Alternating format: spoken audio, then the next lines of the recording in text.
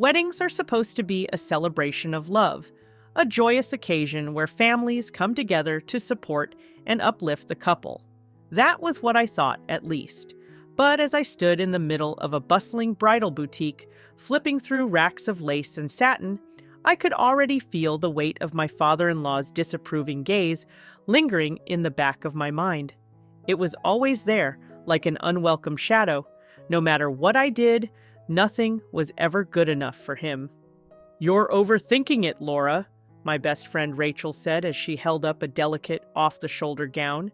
"You should pick the dress you love, not the one you think your future in-laws will approve of." I smiled weakly, running my fingers over the intricate beading. Rachel made it sound so easy, but she didn't have to deal with Richard Donovan, my fiancé's overbearing, opinionated father. He was the type of man who carried an air of authority so thick it suffocated everyone around him. A retired military officer, he spoke in commands rather than conversations, and once he made up his mind, there was no changing it. The first time I met Richard, I had been so eager to impress him. I remember baking homemade lasagna and nervously setting the table, only to have him sit down, take one bite, and say, "Not bad, but Sarah's recipe was better." Sarah, my fiancé's ex-girlfriend, was a constant specter in my life, even though she had been out of the picture for years. According to Richard, she was perfect thin, poised, and the kind of woman he had always envisioned for his son. Despite all of this, I adored my fiancé, Jake. He was kind and supportive, always trying to shield me from his father's criticism. "He means well," Jake would say, rubbing my back after yet another awkward family dinner. "He just has a hard time with change." But it wasn't just change that Richard struggled with. It was the idea that I, a woman with curves and a sharp tongue, didn't fit into the pristine mold he had imagined for his son's life. Rachel nudged me out of my thoughts. "What about this one?" she asked, holding up a breathtaking A-line gown with delicate lace sleeves and a flowing chiffon skirt. I stepped into the fitting room and slipped it on, feeling the fabric skim over my hips in the most flattering way. As I turned to face the mirror for the first time in a long time, I felt beautiful. This was the dress. I could already imagine walking down the aisle, Jake's eyes lighting up with that familiar warmth, the soft rustle of the train trailing behind me. Rachel gasped when I stepped out. "Laura, it's perfect!" I smiled, and for a moment I allowed myself to believe that maybe, just maybe, Richard's opinion wouldn't matter. But reality hit hard later that evening when I mentioned my dress choice over dinner with Jake's family. Richard set down his fork with a sigh, his sharp eyes narrowing. "Laura," he said in that condescending tone that always made my stomach churn, "you should consider something simpler. You know, something more appropriate for your body type." I felt the blood drain from my face. "Excuse me? You don't need all that lace and fluff," he continued, oblivious to the tension creeping into the room. "A plain dress would be much more flattering. In fact, I found a nice modest one online. I ordered it just in case." Silence stretched uncomfortably. Jake shifted beside me, his jaw tightening, but he didn't speak. My future mother-in-law, Grace, cleared her throat, clearly uncomfortable but unwilling to challenge her husband. I forced a tight smile, swallowing the sting of his words. "I already found my dress, Richard." Richard leaned back in his chair, unconvinced. "We'll see," he muttered, like my decision was just another phase he needed to steer me through. That night, I lay awake in bed, staring at the ceiling, replaying the conversation over and over. It wasn't the first time Richard had made me feel small, but something about this time hurt more. Maybe because it was my wedding, my day, and he was determined to make it his. The next morning, a package arrived on our doorstep. When I opened it, I found a cheap, shapeless white dress inside, with a note that read, "This would be much better for you." I held it up, the synthetic fabric crinkling in my hands, and I felt something snap inside me. No more. This was my wedding, and I would wear the dress I loved, whether Richard liked it or not. The box sat on the kitchen table, an ugly reminder of just how little Richard thought of me.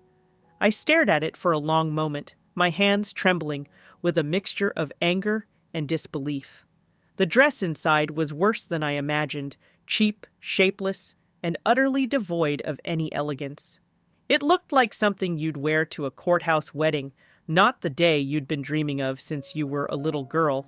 Jake walked into the kitchen, still groggy from sleep, and paused when he saw my expression. "What's that?" he asked, rubbing his eyes. I swallowed the lump in my throat and held up the note that came with it. "Your father's idea of an appropriate wedding dress," I said, my voice flat. "He actually ordered it." Jake took the note from my hands, reading it aloud with a scowl. "This would be much better for you." His grip on the paper tightened. "Are you kidding me?" I let out a humorless laugh. "Oh, he's serious, Jake. Dead serious. He really thinks I should wear this." I gestured toward the dress, which hung limply from its hanger like it already knew it wasn't wanted. "I mean, look at it. It's hideous." Jake sighed and ran a hand through his hair. "Laura, I'll talk to him." "You shouldn't have to," I snapped, the frustration bubbling over. "This is our wedding, Jake. Ours, not his.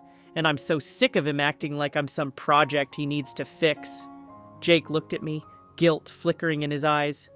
"I know. I hate it too." I exhaled slowly, trying to keep my emotions in check. "It's not just about the dress, Jake. It's everything. Every decision I make, he has to second guess. He's been doing it since the day I met him." Jake reached out and cupped my face, his touch gentle. "I love you, and I don't care what my dad thinks." "Then tell him that," I said, stepping away and wrapping my arms around myself, "because it's getting to the point where I feel like I have to fight for every little thing. I'm tired of feeling like I don't belong in your family." He nodded, his jaw set. "I'll handle it." Later that afternoon, I heard Jake on the phone with Richard. I lingered in the hallway, pretending to be busy while straining to catch his words. "Dad, the dress thing was too far," Jake said firmly. "Laura picked out her gown, and that's final." There was a long pause, and I could almost hear Richard's sigh on the other end. "Jake?" His voice was calm but laced with condescension. "I'm only trying to help. She needs to be realistic about what suits her." "She doesn't need your help," Jake shot back, "and I'm done listening to you talk about her like she's not good enough. She is." I felt a lump form in my throat at Jake's words, but Richard's response came swiftly, cold and cutting. "You'll regret letting her have her way, son. Mark my words." Jake hung up without another word, looking tired but resolute. "That's done," he said when he saw me standing there. But deep down, I knew it wasn't done. Not really. Richard wasn't the kind of man to let things go. And sure enough, at our next family gathering, he made sure to bring it up again. Over dinner, in front of everyone, he smiled at me across the table and said, "So, Laura, did you try on the dress I sent? It's much more suitable for your frame." I froze, the knife in my hand hovering above my plate. The entire table went silent, all eyes shifting to me. My face burned, and I forced a smile. "I did, and then I put it right back in the box where it belongs." Richard's smile faltered, and for a brief moment I saw something flicker in his eyes, annoyance, maybe even anger. But he didn't push it, just nodded and took a sip of his wine. "Suit yourself," he murmured. I should have felt victorious, but all I felt was exhausted. The days following Richard's comment at dinner were tense, to say the least. Every time I visited Jake's parents' house, I could feel the weight of his disapproving gaze, sizing me up like I was a problem that needed to be solved. It wasn't just the dress anymore, it was everything. The seating arrangements, the catering, even the flowers I had painstakingly chosen. Richard had an opinion about it all, and it was never in my favor. "White roses?" he scoffed one afternoon as we sat in his living room, discussing wedding details. "They're too plain. You should go for something with a bit more class. Maybe lilies. Sarah always loved lilies." There it was again. Sarah, the golden ghost who haunted every interaction. I clenched my fists in my lap, forcing a polite smile. "I love white roses," I said evenly. "They symbolize new beginnings." Richard snorted. Sure, if that's what you want. I just think you could do better. Jake, who had been sitting silently beside me, finally spoke up. Dad, we've made our decisions. Can you just support us instead of second-guessing everything?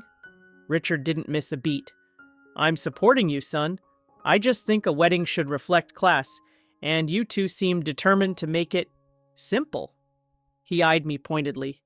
I gritted my teeth but said nothing. The truth was, his constant digs were starting to wear me down. Every time I made a decision, I found myself questioning it, wondering if he was right. Was I making choices that didn't suit me? Was my dream dress too much? The final straw came when I discovered that Richard had taken it upon himself to email our wedding planner behind my back. She called me in a panic one morning, her voice tight with anxiety. Laura, I just got a message from your father-in-law. He's asking to downgrade the venue and change the menu to a simpler option. He says it's for the best. I nearly dropped my coffee. He what? My heart pounded in my chest. I wanted to check with you first, she said hesitantly. It's your wedding, after all. I barely managed to thank her before hanging up and pacing the living room, my fists clenched. This was beyond controlling. It was sabotage. I couldn't take it anymore. I called Jake at work, my voice trembling. Your dad went behind my back, I snapped the moment he answered. He's trying to change the entire wedding without telling me. There was a long pause on the other end. Laura, No, Jake. This is not okay, I interrupted. He's acting like I don't matter, like this isn't my wedding too. I'll handle it, Jake said, his tone firm. But deep down, I doubted he could. Richard wasn't the type to take no for an answer, and I was tired of being the one who had to fight for every inch of my happiness. Later that evening, Jake confronted his father in front of the whole family. Dad, enough with the wedding interference, he said, his voice tense. Laura and I are happy with our choices, and we don't need you changing things behind our backs. Richard looked up from his paper, completely unfazed. I was just trying to help, he said coolly. You'll thank me later when your guests don't have to suffer through cheap decorations and an over-the-top dress. I felt my face flush. Excuse me? I said, stepping forward. That dress is my dream dress, Richard. He didn't even look at me. You should be practical, Laura. I'm just being realistic. That night, I sat in our bedroom, staring at my reflection in the mirror, running my hands over my stomach self-consciously. Was he right? Was I really too big for that dress? The insecurities he had planted in me over the past few months had taken root, and now they were growing, twisting through my thoughts like vines. Rachel wasn't having any of it when I called her. Laura, listen to me, she said, her voice sharp. You have always looked amazing in that dress. Don't let that man take this away from you. I sighed, trying to hold back tears. I don't know if I can deal with this anymore. Rachel hesitated before speaking. Then you fight, Laura. You show up in that dress and remind him that you don't need his approval. I nodded slowly, letting her words sink in. Maybe she was right. Maybe it was time to stop letting Richard's words get under my skin and start proving him wrong. The next day, I made an appointment for a final fitting. The moment I stepped into my dress and saw myself in the mirror, something shifted inside me. The delicate lace hugged my curves perfectly. The intricate beadwork sparkled in the soft lighting, and for the first time in weeks, I felt like a bride. I smiled at my reflection. Richard's going to hate this, I muttered under my breath, and suddenly that thought made me feel powerful. I walked out of the boutique with a renewed sense of determination. No more doubts, no more second-guessing. I was going to wear my dress, and I was going to walk down the aisle with my head held high. Of course, Richard wasn't done yet. At the rehearsal dinner, he took one final jab. I hear you're still planning on wearing that extravagant dress, he said, swirling his glass of wine. Let's hope it doesn't steal the attention from the actual ceremony. I smiled sweetly, holding my ground. Oh, don't worry, Richard. I'll make sure it's the perfect centerpiece. Jake put an arm around me, protectively, but I could feel the tension crackling between us and his father. The air felt thick, heavy with unspoken words and years of his controlling influence. As we left the dinner, Jake sighed heavily. "I'm sorry, Laura. I don't know why he's like this." I reached for his hand and squeezed it. "It doesn't matter anymore. He doesn't get to ruin this for me." And deep down, I meant it. I had spent too much time letting Richard's words dictate my choices, but not anymore. This wedding was mine, and when I walked down that aisle in my dream dress, I wanted him to see just how little his opinion meant. The morning of my wedding dawned bright and clear, the kind of day you'd see in a bridal magazine, soft golden sunlight streaming through the windows, a crisp breeze whispering through the trees. But inside, my nerves were anything but calm. As I stood in the bridal suite, staring at myself in the full-length mirror, I could feel the weight of Richard's words pressing against my chest. "You're too fat for that dress." I swallowed hard and smoothed my hands over the delicate lace, feeling the intricate beading under my fingertips. The dress hugged my curves in all the right places, the soft tulle cascading down in elegant layers. I had dreamed of this moment for so long, yet a small voice in my head whispered doubts, Richard's voice, always lurking, always judging. Rachel stood behind me, adjusting my veil, her eyes meeting mine in the mirror. "Breathe, Laura," she said softly. "You look stunning." I exhaled shakily, offering her a small smile. "Thanks, Rach. I know he's going to have something to say." She straightened and put her hands on my shoulders, giving them a reassuring squeeze. "Let him. Today isn't about him, and you know it." Before I could respond, the door swung open, and my mother peeked in, her eyes brimming with emotion. "Sweetheart, it's time." A fresh wave of nerves rolled through me, but I nodded and turned to follow her out. As I stepped into the grand hall of the venue, the hushed whispers and rustling of fabric filled the space. Guests turned in their seats, their eyes landing on me with a mixture of admiration and surprise. My heart pounded as I took my first step down the aisle, clutching my bouquet tightly. I spotted Jake at the altar, his eyes widening slightly before softening into that familiar, reassuring smile. That smile grounded me, reminded me why I was doing this, why nothing else mattered. But then, out of the corner of my eye, I saw Richard. He was seated in the front row, his face an unreadable mask, his lips pressed into a thin line. I braced myself for whatever reaction he might have, but I kept walking step by step, my dress flowing around me like a cloud. Halfway down the aisle, I heard it, the unmistakable sound of Richard's low mutter, just loud enough for the nearest guests to hear. "That dress looks ridiculous." A few heads turned his way, eyebrows raised in shock, but I didn't falter. Not this time. Instead, I lifted my chin higher, my steps becoming more deliberate. Then, to my surprise, I heard someone whisper, "She looks breathtaking." Another murmur followed, "Gorgeous." As I passed row after row, I saw smiles, admiration, and warmth. People weren't seeing what Richard wanted them to see. They were seeing me, confident, beautiful, and unapologetically myself. By the time I reached the altar, I felt a surge of triumph. Jake took my hands, his gaze locked onto mine. "You look incredible," he whispered, his thumb gently grazing the back of my hand. I smiled, blinking back tears. "Thank you." The ceremony went by in a blissful blur, vows exchanged, rings slipped onto fingers, and when the officiant finally pronounced us husband and wife, Jake kissed me like I was the only woman in the world. But the real moment came during the reception. The ballroom was filled with laughter and music, and I finally felt like I could breathe. My dress swayed beautifully as I moved through the crowd, greeting guests and soaking in the joy of the evening. Richard, however, stood in the corner nursing a glass of whiskey, his eyes scanning me with that same look of disapproval. I decided I'd had enough. With a deep breath, I walked straight toward him, my heels clicking purposefully against the marble floor. "Enjoying yourself, Richard?" I asked sweetly, taking a sip of champagne. He glanced at my dress, his expression tight. "You insist on making a spectacle, don't you?" I tilted my head, letting my smile widen. You know, Richard, for all your opinions, no one seems to agree with you. I gestured around the room where people were still stealing glances at me, whispering compliments. I feel beautiful.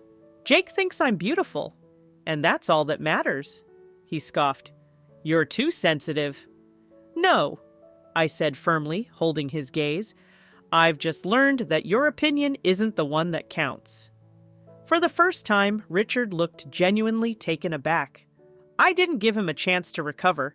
Instead, I turned on my heel, leaving him standing there, his mouth slightly open in surprise. Jake found me a few moments later, wrapping an arm around my waist. What was that about? I smiled up at him. Just setting things straight. Rachel joined us, beaming. Best wedding moment ever, she said with a wink. As I looked around at the people who truly loved and supported me, I realized that I had won. Not just by wearing my dream dress, but by refusing to let Richard take anything else away from me. The morning after the wedding, I woke up feeling lighter than I had in months. The sunlight streamed through the hotel suite window, casting a warm glow over the room, and Jake's arm was draped protectively over me. For the first time in what felt like forever, I could breathe without the weight of Richard's judgments pressing down on me. I slipped out of bed quietly, wrapping myself in the plush robe and padding over to the window. Below, remnants of our wedding reception were still visible, flower petals scattered across the lawn, a few stray chairs left behind. It all felt so surreal, like a dream I never wanted to wake up from. Jake stirred behind me, his voice thick with sleep. Morning, Mrs. Donovan. I turned, grinning. Morning, Mr. Donovan. He stretched and reached for me, pulling me back into bed. So, you were amazing yesterday, he said, his eyes warm. I'm so proud of you. I nestled into him, feeling his steady heartbeat beneath my cheek. I feel amazing, I admitted. I think I finally stood my ground. You did, he agreed, and you looked stunning doing it. As much as I wanted to stay wrapped up in our little bubble, reality crept back in when my phone buzzed on the nightstand. Rachel's name flashed across the screen, followed by a simple message. Call me when you can. Your FIL is sulking. I rolled my eyes, showing Jake the message. He groaned. Of course he is. We both knew Richard wasn't the kind of man to admit he was wrong. Last night, after our brief confrontation, he'd spent the rest of the reception sulking in a corner, barely speaking to anyone. I had expected nothing less. What I hadn't expected, though, was the quiet validation I felt. For once, I wasn't the one shrinking under his scrutiny. You know what? I said, tossing my phone aside. Let him sulk. I'm done worrying about what he thinks. Jake pressed a kiss to my forehead. Good, because I married you, not him. Later that afternoon, as we packed up our things and prepared to leave for our honeymoon, I received another text this time from my mother-in-law, Grace. It was surprisingly short. You looked beautiful yesterday, Laura. I'm sorry for Richard's behavior. I stared at the screen for a moment, taken aback. Grace had always been passive, always quietly standing by Richard's side, while he steamrolled over everyone else. This was the first time she'd ever acknowledged his actions, even in a small way. Wow, I murmured, showing Jake the message. He read it and smiled. Baby steps, he said. And maybe he was right. Maybe things wouldn't change overnight, but I wasn't waiting around for Richard's approval anymore. A few days later, after we returned from our honeymoon, we visited Jake's parents' house for dinner. I expected the usual tension, but to my surprise, Richard was unusually quiet. He barely made eye contact, focusing instead on his plate. Grace, on the other hand, kept sneaking glances at me, her lips twitching in something that resembled pride. As dessert was served, Richard finally spoke. So, he said gruffly, not looking at me, the wedding turned out nice. Jake squeezed my hand under the table, but I smiled sweetly and replied, Yes, it did. Thank you. And that was it. No more snide remarks, no more unsolicited opinions, just acceptance in his own stubborn way. It wasn't much, but it was enough. As Jake and I left that night, he pulled me close and whispered, You won, you know.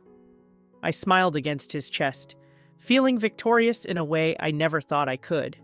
Yeah, I whispered back. I did.